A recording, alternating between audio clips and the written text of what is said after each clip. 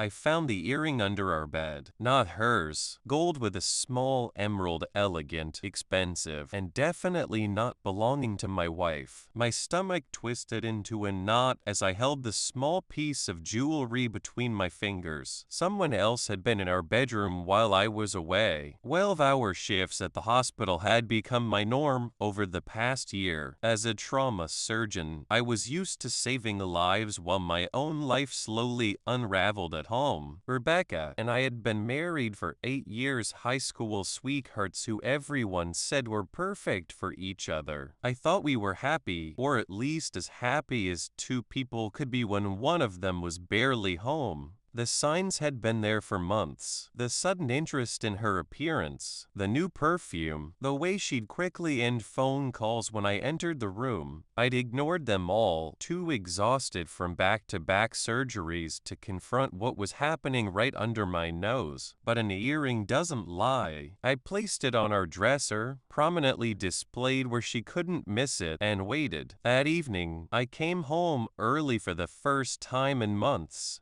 bringing takeout from her favorite Thai restaurant, a peace offering, or maybe just a prelude to the confrontation I knew was coming. We were home. Rebecca's surprise seemed genuine as she greeted me with a kiss. Her dark hair was freshly styled, her makeup perfect even though she claimed she'd been home all day. "What's the occasion?" "Just missed you," I said, studying her face for any sign of guilt. "Thought we could use a night together." She smiled, but it didn't reach her eyes. "That sounds wonderful. Let me just freshen up." As she headed toward our bedroom, I unpacked the food, arranging it on plates instead of eating from containers as we usually did, making an effort, playing house. I heard her footsteps falter, then stop. She'd seen the earring. The silence from the bedroom stretched for nearly a minute before she returned, her face carefully composed. The earring wasn't in her hand. "Food looks great," she said, her voice just a touch too bright. "How was your day?" And so we began the charade, talking about patience and office politics, about a movie she wanted to see, about anything except the emerald earring sitting accusingly on our dresser. I watched her laugh and smile, all while wondering who the earring belonged to, who had been in our bed. After dinner, as we loaded the dishwasher side by side, I finally broke.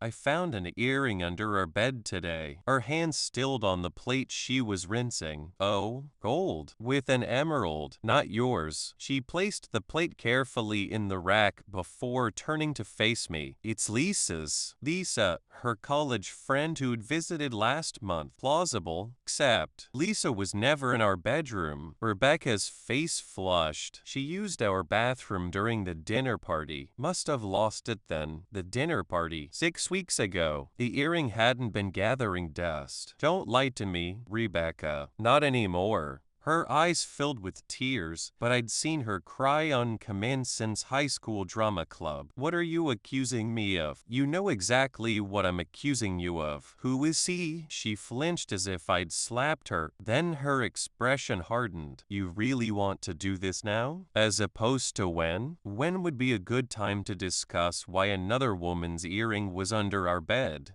"While I'm at work." "While you're with him." "You're always at work," she shouted suddenly. "Always. Do you have any idea what it's like to be married to a ghost? To sleep alone every night? To eat dinner alone? To celebrate anniversaries alone because there's always an emergency, always another surgery?" I stepped back, stunned by her outburst. "So this is my fault? I'm saving lives, Rebecca, while our marriage dies." She wiped angrily at her tears. "Do you even remember the last time we had a real conversation? Or sex? Or just sat together without you falling asleep or getting called back to the hospital?" The worst part was I couldn't remember. The days had blurred together in a haze of surgeries and exhaustion. "That doesn't justify cheating," I said, my voice low. "No, it doesn't." Her admission hung in the air between us. "But it happened, and I can't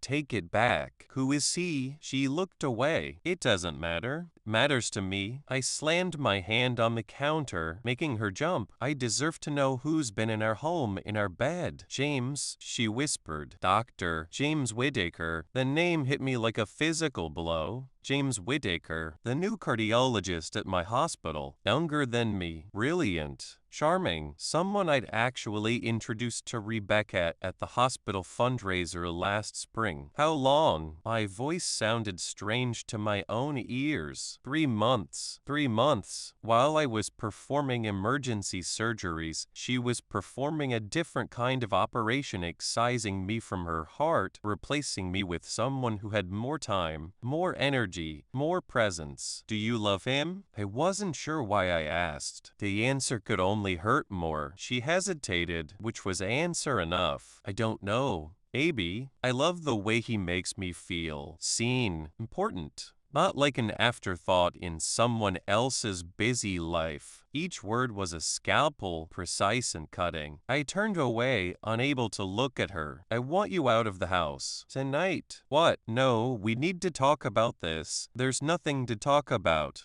You've been sleeping with another man in our bed for 3 months. We're done talking. This is my house too, she protested. You can't just throw me out. Watch me. I pulled out my phone. Either you leave, or I call him right now and tell him his girlfriend needs a place to stay. I'm sure his wife would be interested in that conversation too. Her face paled. His wife? You wouldn't. Try me. She stared at me for a long moment, then turned and walked to our bedroom. I heard drawers opening, closet doors sliding. 20 minutes later, she emerged with a suitcase. This isn't fair, she said, her voice trembling. You're not even giving us a chance to fix this. You didn't give us that chance 3 months ago. I opened the front door. Goodbye, Rebecca. After she left, I sat in our living room in the dark. The house eerily quiet without her presence. I should have felt angry, vengeful, but all I felt was empty, hollowed out, like a patient after surgery, alive, but traumatized.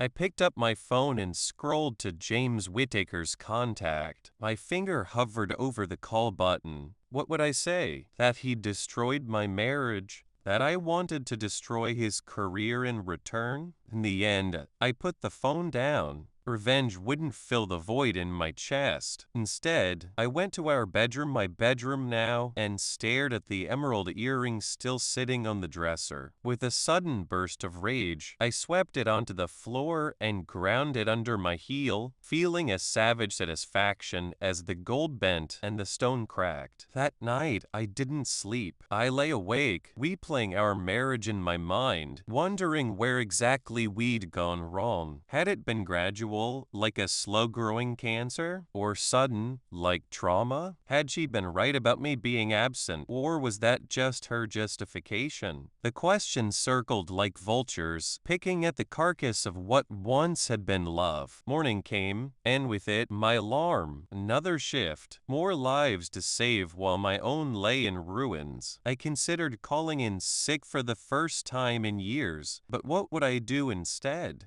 Sit in an empty house and drown in my own thoughts? No, work was better. Work had structure, purpose, control, everything my personal life now lacked. The hospital corridors felt different that day. Every face seemed suspicious, every greeting potentially false. Did they know? Had James bragged about conquering the trauma surgeon's wife? I found myself scanning for him, both dreading and craving a confrontation. I spotted him in the cafeteria, laughing with a group of nurses. He looked carefree, unburdened. I stood frozen, my tray in hand, watching him charm the circle around him. Then he looked up and saw me. The smile died on his face. For a moment, we stared at each other across the room, a silent acknowledgement passing between us. Then he excused himself from the group and walked toward me. We should talk, he said quietly. There's nothing to say. I kept my voice level, professional, except that if I see you in my operating room or anywhere near my patients, I'll make sure the board knows exactly what kind of doctor you are. Look, I know you're angry. Angry doesn't begin to cover it. You came into my home. You slept in my bed with my wife. Each sentence was clipped, controlled. While I was here, saving lives. He had the decency to look ashamed. It just happened. We didn't plan. Affairs don't just happen, James. They're choices. A series of choices you both made, knowing exactly what you were doing. I set my tray down. No longer hungry. Stay away from me. And tell Rebecca to send someone else for her things. I walked away before he could respond, before my professional facade could crack. In the stairwell, I paused, leaning against the wall, breathing deeply until the urge to punch something or someone subsided. The rest of the day passed in a blur of surgeries and consultations. I worked mechanically, my mind detached from my hands, yet somehow still precise, still effective. A human body, at least, made sense to me. Cut, repair, close. If only emotional wounds could be sutured so neatly. When my shift ended, I couldn't face going home to an empty house. Instead, I found myself driving to a bar across town, a place where hospital staff rarely went. I ordered whiskey, neat, and took it to a corner booth. Mind if I join you? I looked up to see Sarah, one of the ER nurses, standing by my table. We'd worked together for years, professional but not particularly close. Free country, I said, gesturing to the empty seat across from me. She sat, placing her glass of wine on the table. Bad day? I laughed humorlessly. Bad year, she nodded, not pushing for details. I heard about a trauma surgeon who performed 3 back-to-back surgeries today, saving every patient despite impossible odds. That was you, wasn't it? I shrugged, just doing my job. No, she said firmly. It's more than that. You're exceptional at what you do. Everyone knows it. Her words should have felt good, but they only highlighted the disparity between my professional success and personal failure. Fat lot of good that does me. It does a lot of good for your patients and their families. She took a sip of wine, but something tells me you're not drinking alone because of work. I studied her face, searching for pity or curiosity, but found only genuine concern. Maybe it was the whiskey, or maybe it was just the need to unburden myself to someone who wasn't involved. But I found myself telling her everything: the earring, the confrontation, the aftermath. She listened without interruption, her expression shifting from surprise to anger to sympathy. When I finished, she reached across the table and squeezed my hand briefly. I'm sorry, she said simply. That's a terrible betrayal. The worst part is, I keep wondering if she was right, if I was so absent that I drove her to it. Sarah shook her head. Don't do that to yourself. Yes, marriages take work, and yes, your schedule is demanding. But cheating is a choice, not an inevitable result of a busy spouse. You sound like you speak from experience. My ex-husband had the same justification when I found out he was sleeping with his secretary. Apparently, my night shifts made him lonely. She rolled her eyes, as if his loneliness somehow trumped our vows. We talked for hours, moving from the raw wound of my marriage to other topics: difficult cases, hospital politics, books we'd read, places we wanted to visit. It was the longest conversation I'd had with anyone in months that wasn't about medicine or scheduling. By the time we left, I felt lighter somehow, as if sharing the burden had physically reduced its weight. Thank you, I said as we stood in the parking lot, for listening, for understanding.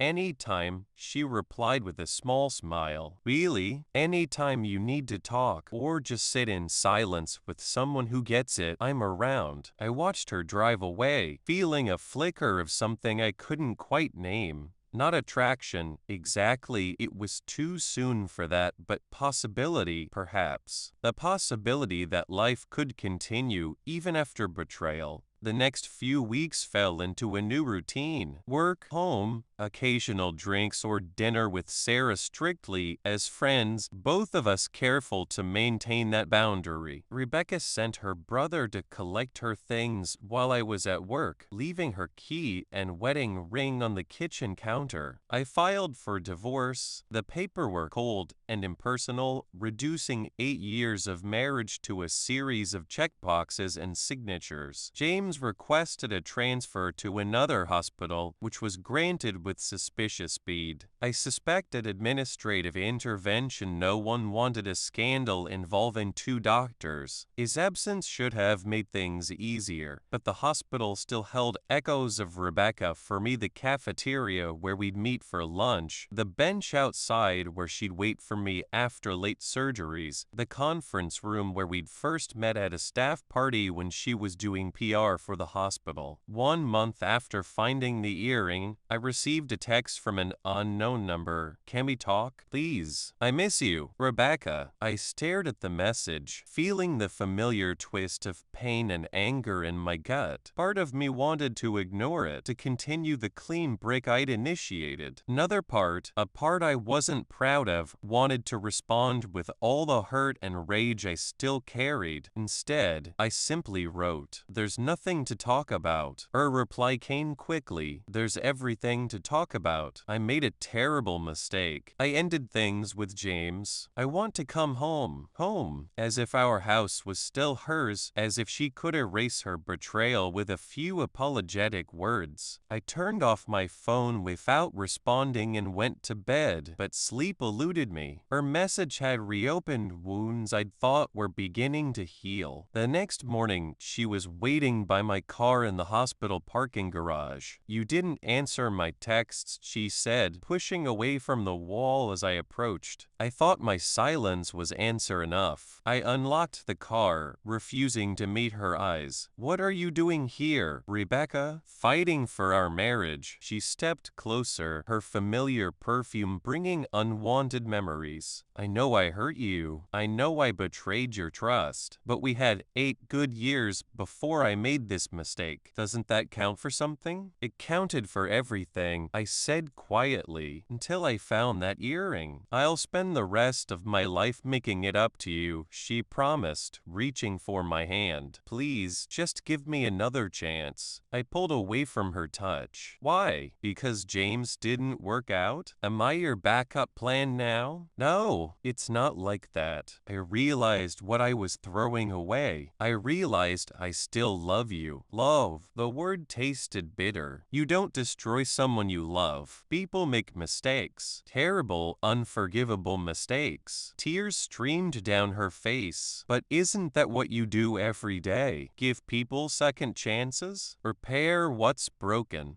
"I repair bodies, not betrayals." "Please," she whispered, "just think about it. We can go to counseling, take time, rebuild slowly. I'm not asking you to forgive me right away." I really looked at her for the first time since discovering her affair. She seemed smaller somehow, diminished. The confident, vibrant woman I'd married was gone, replaced by someone desperate and afraid. It should have satisfied me, seeing her suffer as I had, but it only made me sad. "I need to go," I said, opening my car door. "I have surgeries scheduled. Will you at least think about it?" she asked, her voice breaking. "About trying again?" I paused, one foot in the car. "I don't know if I can ever trust you again. And without trust, what's left? Love," she said simply. "History. A life we built together. The life you destroyed." I got into the car and started the engine. "Goodbye, Rebecca." As I drove away, I watched her shrinking figure in my rearview mirror, standing alone in the parking garage. For a brief moment, I considered turning around, giving into the familiar pull of her, to the comfort of the known versus the uncertainty of life without her. But the image of the emerald earring flashed in my mind, and I kept driving. That evening, I met Sarah for our now regular Thursday dinner. She noticed immediately that something was wrong. Rebecca reached out. I explained as we waited for our food. She wants to reconcile. Sarah's expression remained carefully neutral. And how do you feel about that? Infused, angry, tempted. I ran a hand through my hair. 8 years is a long time to throw away. She threw it away. Sarah reminded me gently. Not you, but now I'm the one deciding whether to pick up the pieces or leave them shattered. Only you can make that choice. She took a sip of her water. But ask yourself this. If you take her back, will you ever look at her without seeing her with him? Will you ever sleep in that bed without remembering that she shared it with someone else? Will you ever trust her when she says she's working late or out with friends? Her questions hit home, articulating fears I hadn't fully acknowledged. I don't know. Then maybe you need more time before making any decisions. She reached across the table and squeezed my hand briefly. Whatever you decide, I'm here for you. As a friend. The emphasis on friend wasn't lost on me. Over the past month, our relationship had remained strictly platonic, though I'd occasionally caught myself wondering what might develop if circumstances were different. If I wasn't still legally married, still raw from betrayal. That night, I sat on my porch, staring at the stars and turning over my options. Take Rebecca back. Tried to rebuild what we'd had, knowing it would never be the same. Or finalize the divorce, sell the house full of memories, and start fresh. Both choices terrified me in different ways. My phone buzzed with a text from Rebecca. I'll wait for you, however long it takes. I didn't respond, but I didn't delete it either. The next day at work, I was scheduled to perform a particularly complex surgery, a multiple trauma case from a car accident. As I scrubbed in, I found myself thinking about the patient's life hanging in the balance, about the split-second decisions I would need to make, about the precision and focus required. In surgery, there was no room for doubt or hesitation. You assessed the damage, made your plan, and executed it with confidence. Why couldn't I approach my personal life with the same clarity? As I worked, hands steady despite the complexity of the injuries, a strange calm settled over me. With each repair, each careful suture, the path forward became clearer. By the time I closed the final incision, I knew what I needed to do. After surgery, I texted Rebecca, "Meet me at the house tonight. 8 p.m. We'll talk." Her reply was immediate. "I'll be there. Thank you." That evening, I arrived home early and walked through each room, really seeing it for the first time in weeks. The living room where we'd watched movies, the kitchen where we cooked together in the early days, the bedroom where I stopped at the threshold, unable to enter without seeing images of her with James. At exactly 8, the doorbell rang. Rebecca stood on the porch, looking both hopeful and terrified. "Thank you for agreeing to talk," she said as I let her in. We sat in the living room, an uncomfortable distance between us on the couch that had once held us tangled together, laughing at bad TV. "I've been thinking about what you said," I began. "About second chances, about repairing what's broken." Hope flared in her eyes,